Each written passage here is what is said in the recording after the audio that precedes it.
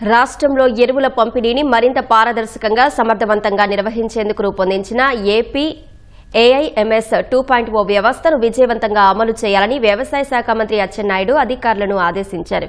ఎరువుల పంపిణీని యాప్ ద్వారా అమలు చేసే అంశంపై అన్ని జిల్లాల కలెక్టర్లు, జాయింట్ కలెక్టర్లు, జిల్లా వ్యవసాయ అధికారులతో ఆయన టెలికాన్ఫరెన్స్ నిర్వహించారు. కొత్త విధానం అమలుతో కౌలు రైతులకు ఎలాంటి ఇబ్బందులు కలగకుండా చూడాలని స్పష్టం చేశారు. ఎరువుల పంపిణీపై జిల్లా కలెక్టర్లు ప్రత్యేక పర్యవేక్షణ చేపట్టి జిల్లా క్షేత్రస్థాయిలో విజిలెన్స్ బృందాలను ఏర్పాటు చేయాలని సూచించారు. కృత్రిమ డిమాండ్, ఎరువుల మళ్లింపు, రైతుల్లో అనవసర ఆందోళనను అరికట్టాలని ఆదేశించారు.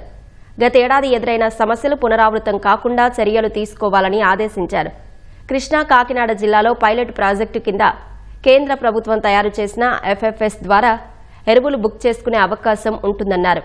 మిగతా జిల్లాలో ఏపీ ఏఐఎంఎస్ 2.0 యాప్ ద్వారా ఎరువులు కొనుగోలు జరుగుతుందని వెల్లడించారు.